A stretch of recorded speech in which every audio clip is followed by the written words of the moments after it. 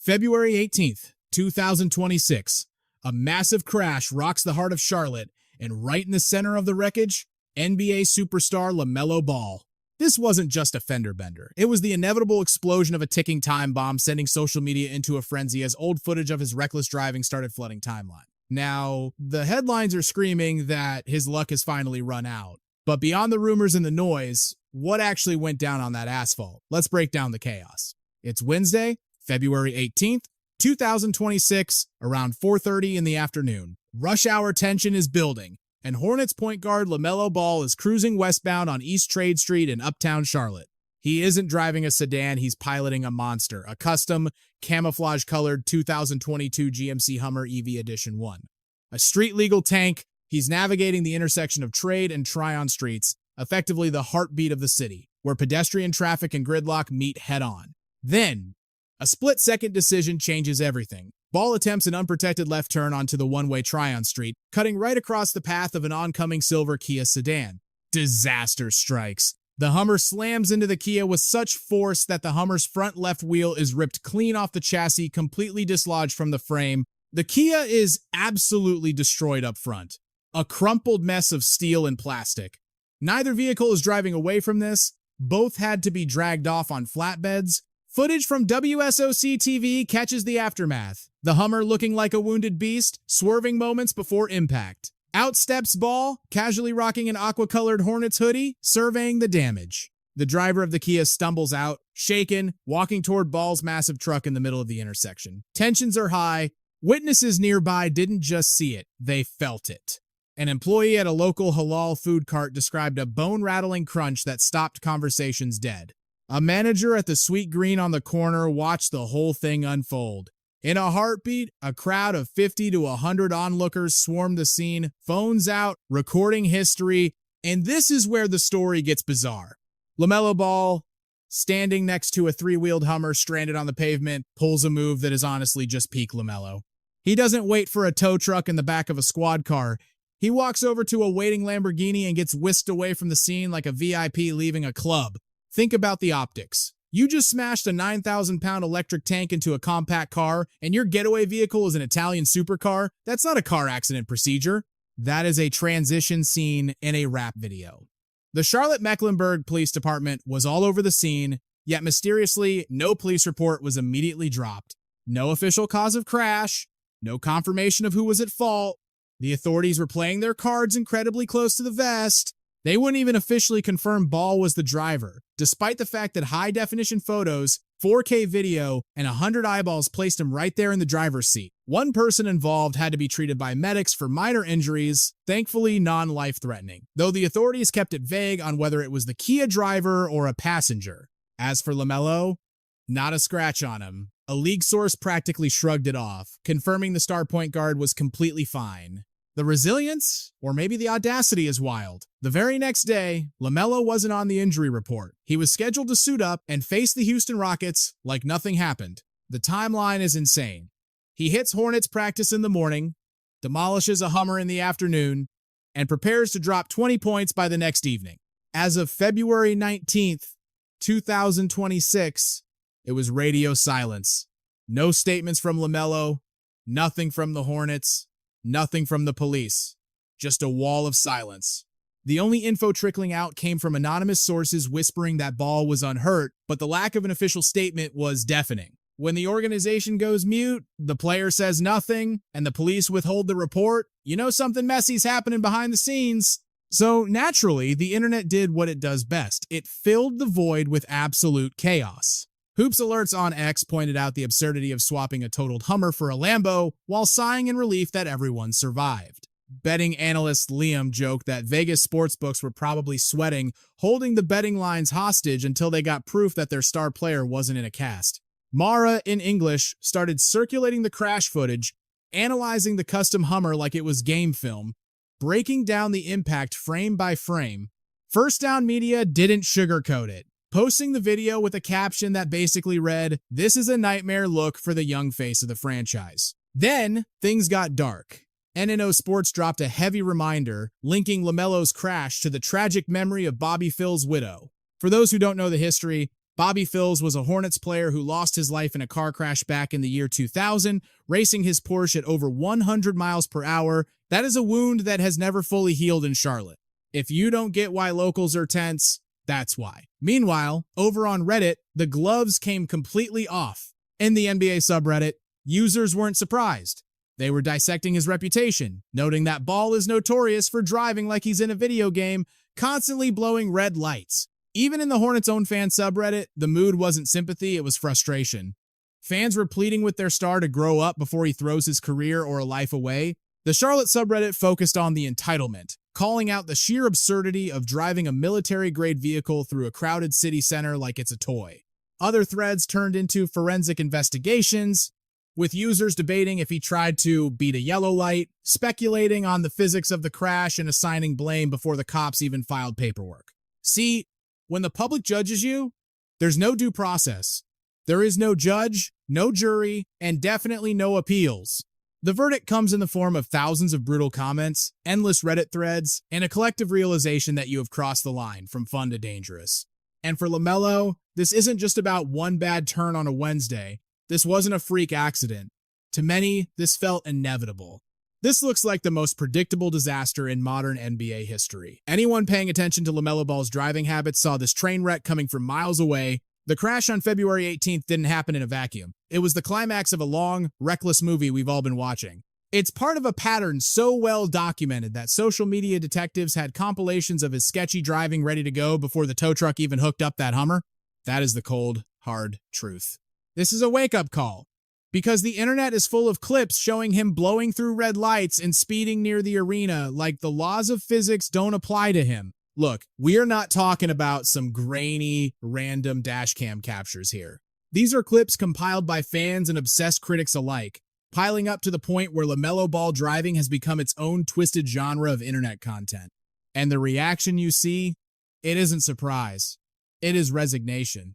Because for years, people have been watching this man treat the streets of Charlotte like his own personal go-kart track.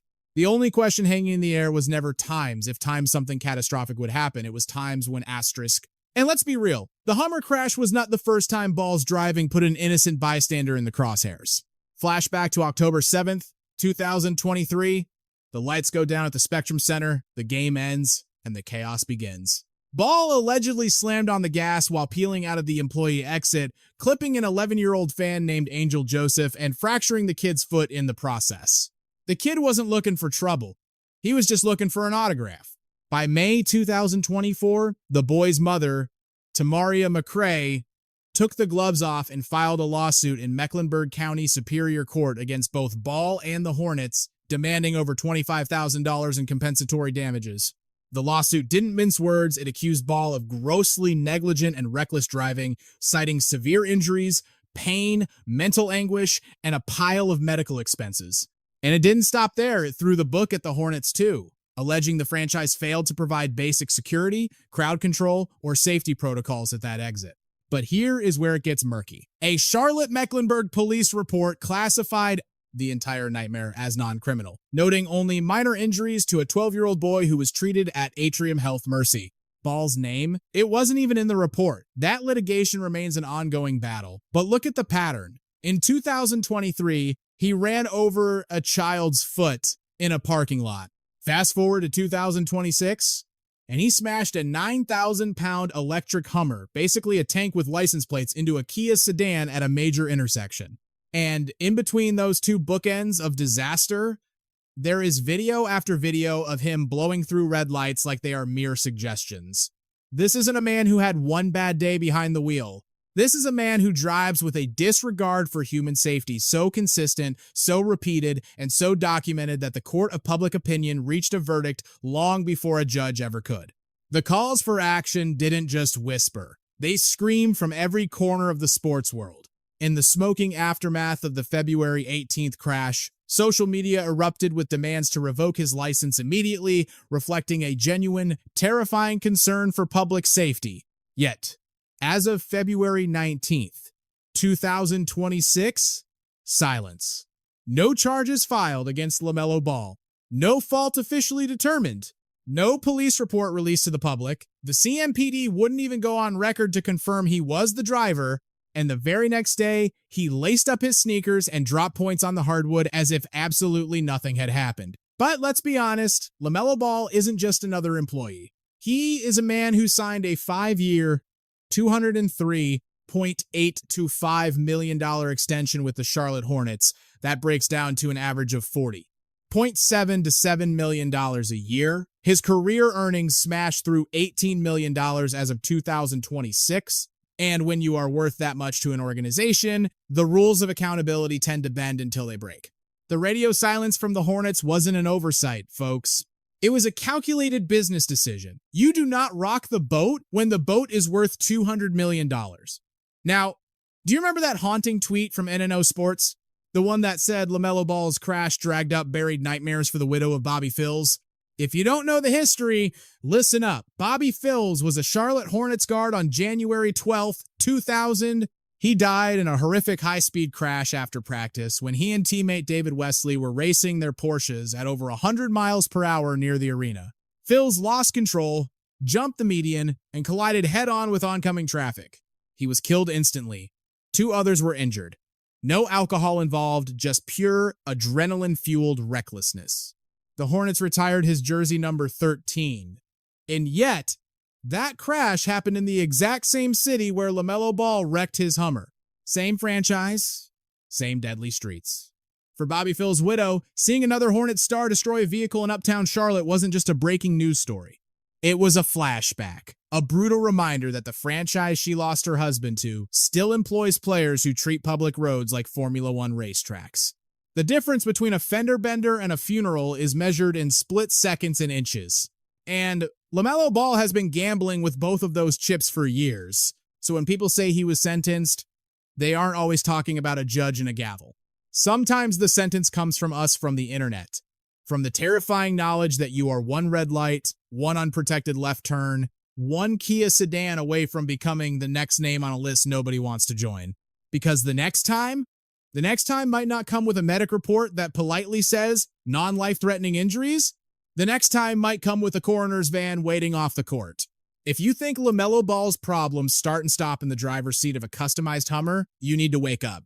The driving is just the latest chaotic chapter in a book that has been writing itself since he was barely a teenager.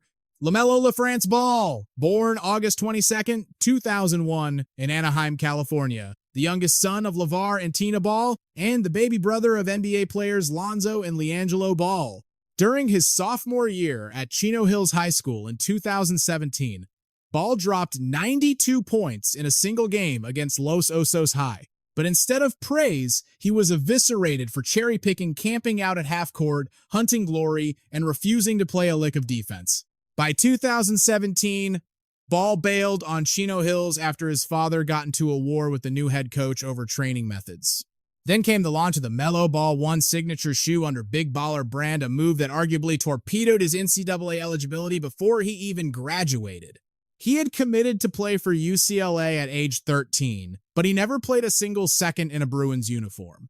It started in Ohio, and honestly, it was a circus from day one. His senior year at Spire Academy, the kid was a highlight reel in human form, leading his squad to the Grind Session Championship and snagging the MVP trophy, but the establishment wasn't having it. They ruled him ineligible for the McDonald's All-American game, shutting the door on the biggest stage in high school hoops.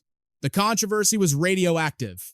Teams were canceling games left and right, terrified of eligibility blowback, and the drama peaked when the Hoop Hall Classic kicked them out because organizers laughed off a ridiculous $10,000 appearance fee, demand for an overseas trip, money talks, but sometimes it just says goodbye. Flashback to January 2018. He was just a baby, 16 years old, trying to find his game in the freezing cold of Eastern Europe.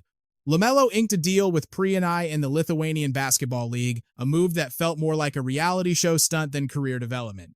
His coach absolutely hated his style, ripping into the kid's obsession with launching deep threes and famously calling him a little chipmunk, which, let's be real, is a hilarious way to describe a future NBA star. The experiment was a disaster on paper. He barely made a dent, averaging 6 5/10 points, 2 4/10 assists, and 1 1/10 rebounds over a measly 8-game stretch before packing his bags. Next stop, the JBA, a league founded by his own father, which was basically designed to let him cook. And cook he did, averaging a triple-double with a monstrous 39 and 6/10 points, 14 and 6/10 rebounds, and, wait for it, 11 and 5/10 assists. But the temper was already showing. He got tossed from an exhibition game for straight up slapping an opponent. Then came the real test. 2019. Joining the Illawarra Hawks in Australia's NBL, where he finally looked like a pro, averaging 17 flat, he was putting up grown man numbers, 7 and 4/10 rebounds, 6 and 8/10 assists over 12 games. He snagged the NBL Rookie of the Year hardware, rocketing his stock all the way up to the 3rd overall pick in the 2020 NBA draft. The hype was real, and he delivered, snatching the NBA Rookie of the Year crown in 2021 with 15 and 7/10 points, 5 and 9/10 boards, and 6 and 1/10 dimes a night. By 2022, he was officially an all-star, dropping 20 and 1/10 points, 6 and 7/10 rebounds, and 7 and 6/10 assists across 75 games. He looked like the franchise savior. By 2023, he was even better, 23 and 3/10 points, 6 and 4/10 boards, and 8 and 4/10 assists in 36 games until a fractured ankle snapped the season in half. The injuries started piling up. In 2024, he managed just 22 games, putting up 23 and 9/10 points, 5 and 1/10 rebounds, and 8 flat on the assist column. But when he's healthy, the kid is a flamethrower. In the 2024-25 season, he dropped a career-high 50-piece on the Bucks, then turned around and torched the Magic for 44, averaging a scorching 25 and 2/10 points, 4 and 9/10 rebounds, and 7 and 4/10 assists over 47 games. Through 276 regular season battles, his career averages sit at 20 and 7/10 points, 5 and 8/10 rebounds, and 7 and 4/10 assists, numbers that scream superstar. If only he could stay on the floor. Now look at the current 2025-26 campaign. He's still stuffing the stat sheet, a massive triple-double with 38 points, 13 boards, and 13 assists against the Wizards, and dropping 30 on the Lakers with 9 threes. He's averaging 19 and 3/10 points, 4 and 8/10 rebounds, and 7 and 4/10 assists through 45 games. The talent isn't the question. It never has been. He signed with Puma back in 2021, and by late 2025, he was owning the internet again, with highlights going viral on TikTok set to Duke Deuce's 6-7. He's a walking brand, a content machine. But here's the cold hard truth. The talent is undeniable, but a silky jumper doesn't make you immune to the consequences of your own mouth. Let's rewind to July 2017.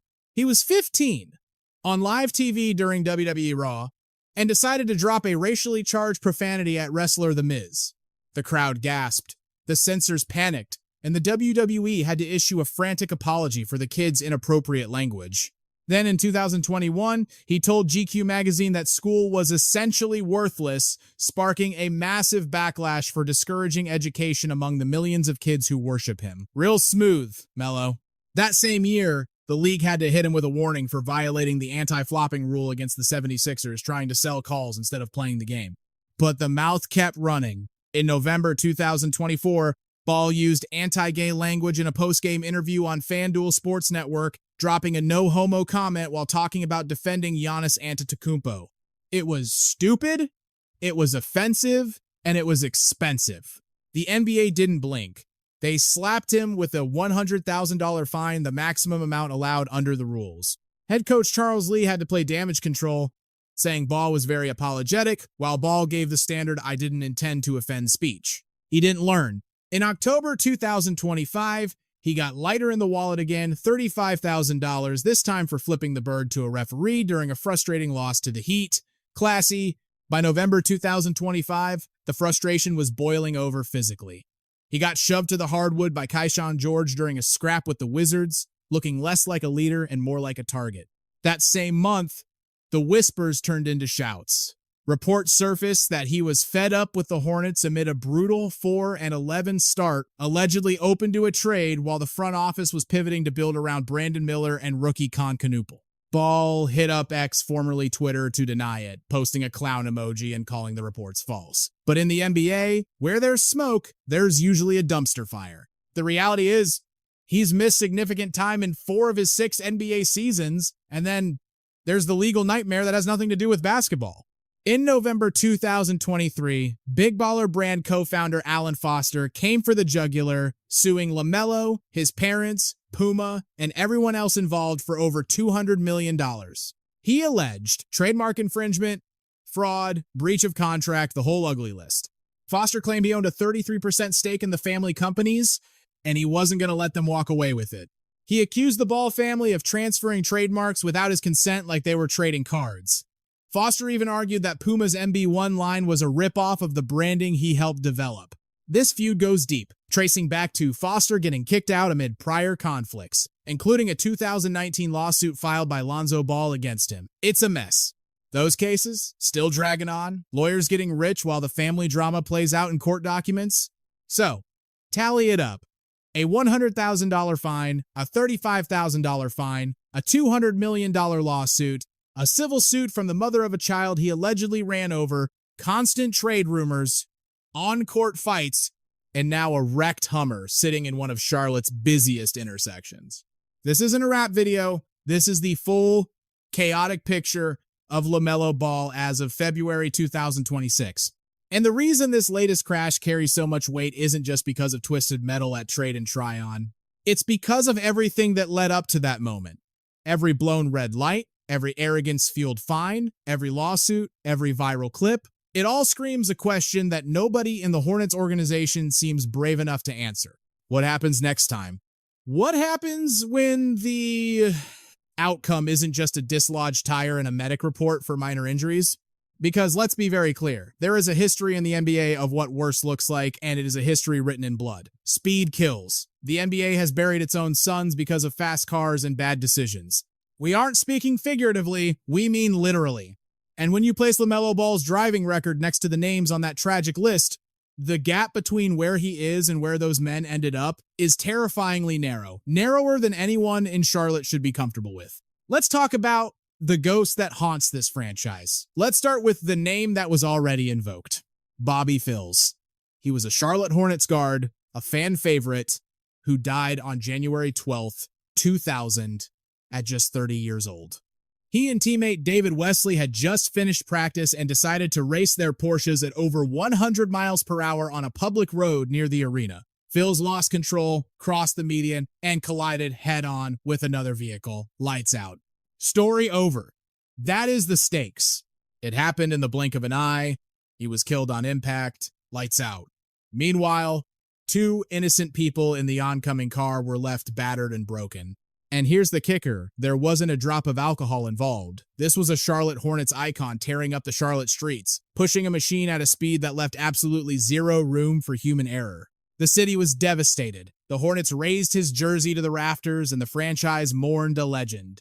But grief has a funny way of circling back. Because 26 years later, when another times Hornets player wrecked a high-performance vehicle in the exact same city, Bobby Phil's widow felt that old wound rip right open. That isn't just a coincidence, folks.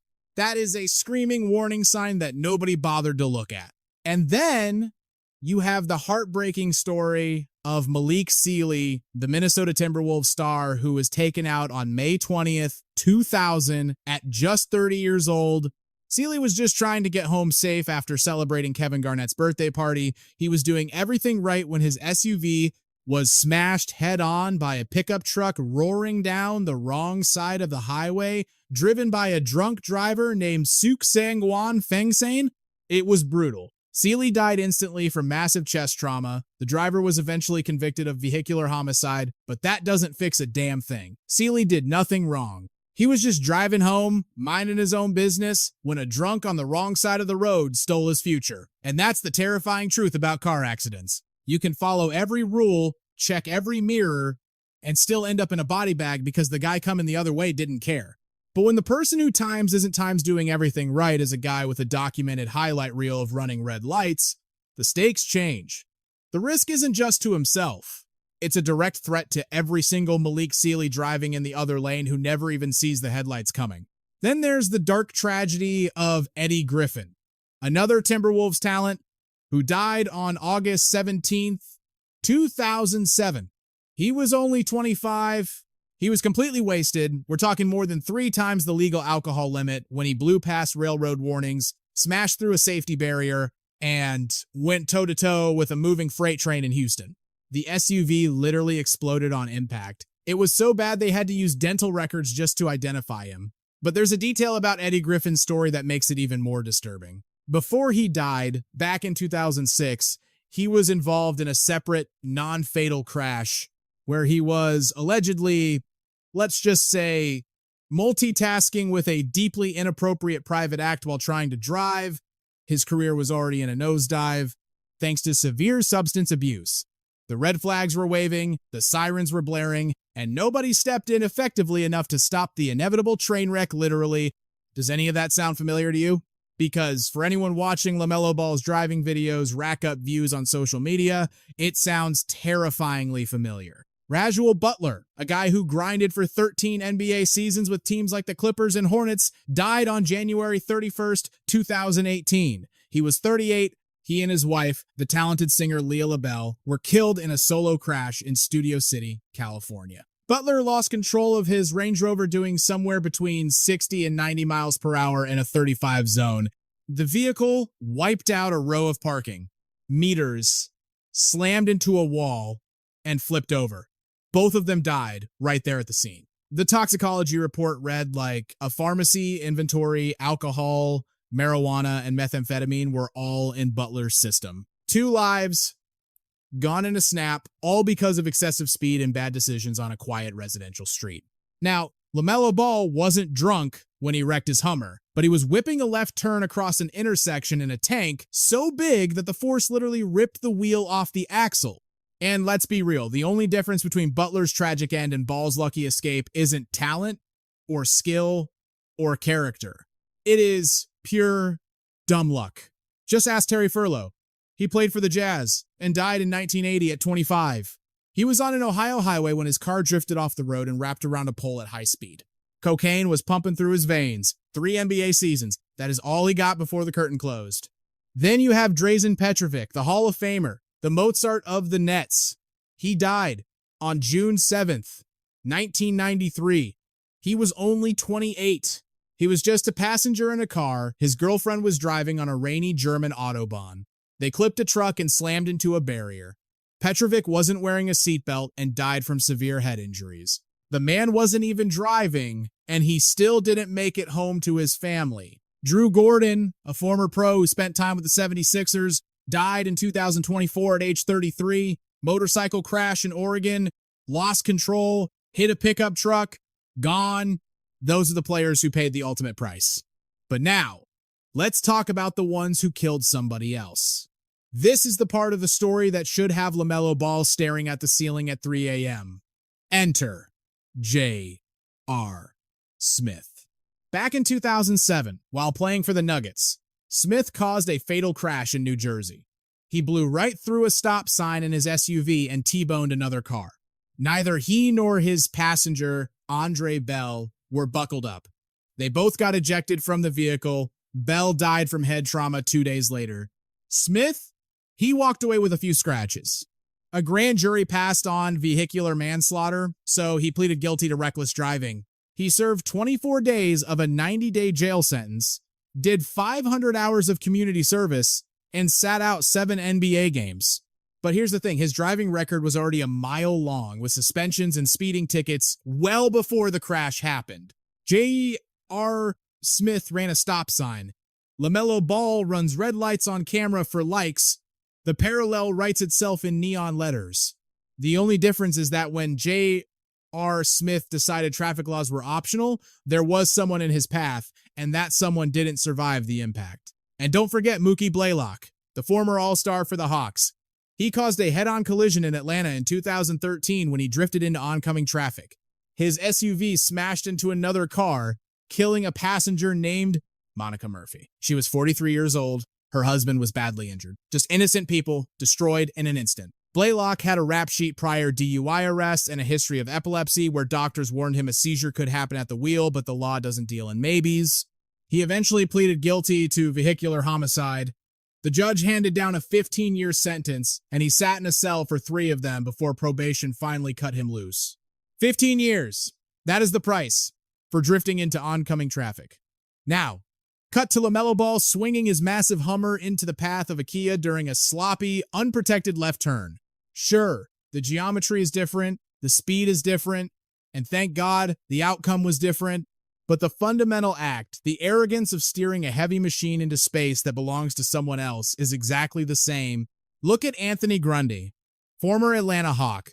In 2019, he struck and killed a woman crossing a Louisville highway and kept rolling. He admitted later he knew he hit something, he just didn't stop.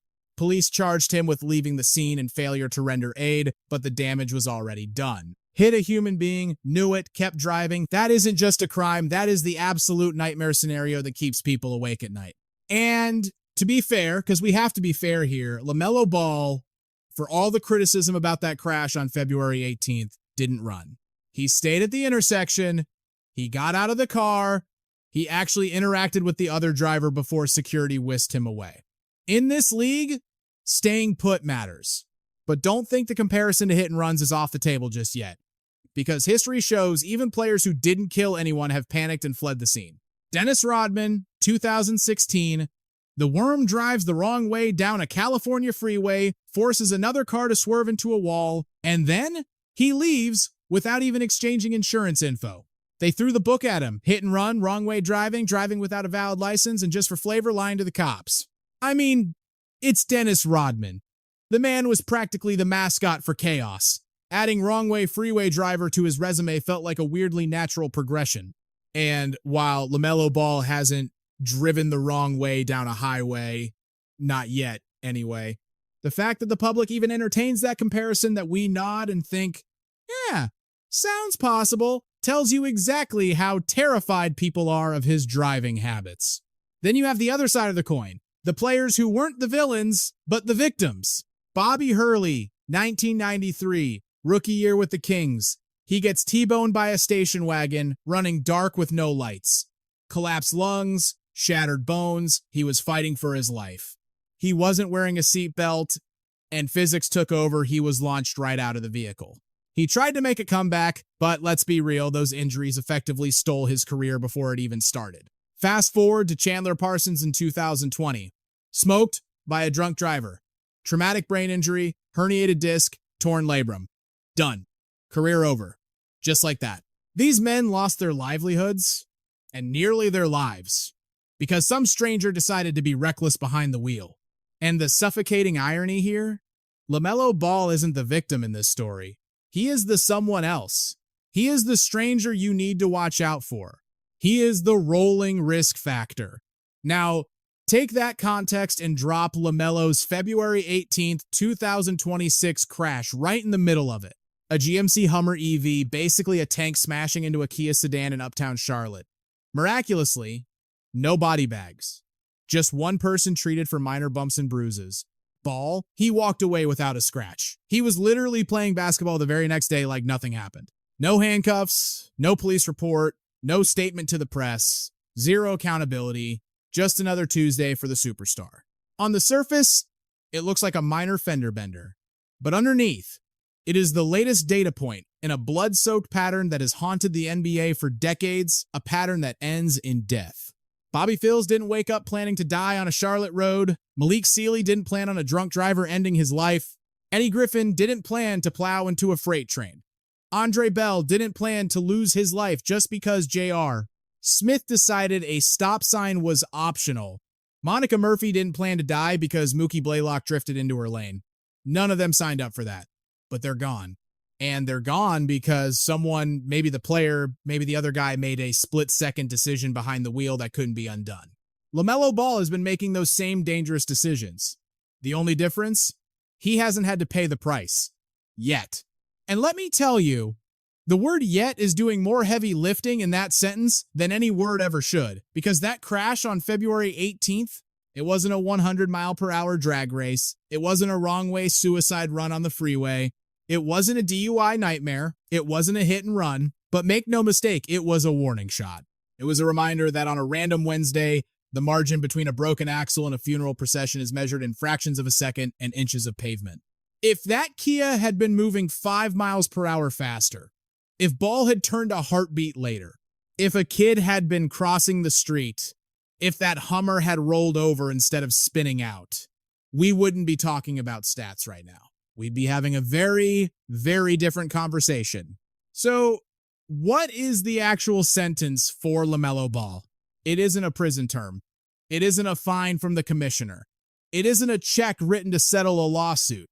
It is the cold, hard truth known by everyone who studies this history. The road does not give a damn about your box score. The asphalt doesn't care about your $203 million max contract. It doesn't care about your Puma shoe deal, your viral TikTok highlights, your triple doubles, or your all-star nod. The road treats a 6'7" point guard averaging 20.7 points, 7.4 assists, and 5.8 rebounds exactly the same way it treats a random driver in a silver Kia trying to get home on a Wednesday. Physics is undefeated. The tragic figures who learned this brutal lesson the hard way, they aren't standing in the tunnel to grab LaMelo by the jersey and warn him about the cliff edge. They can't. But the wreckage they left behind, that story is screaming louder than any engine. That is, assuming Ball is actually listening to the noise. And honestly, between the viral clips and the chaotic headlines, betting on his self-awareness right now feels like a long shot.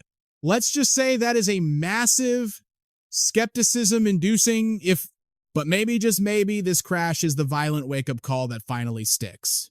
The moment he realizes that, the next time he fires up that ignition, he isn't just playing Russian roulette with his own $1 million legs. He is gambling with the life of every single innocent bystander on the road. And here is the scary part about playing that game against fate. The house does not always let you cash out and walk away.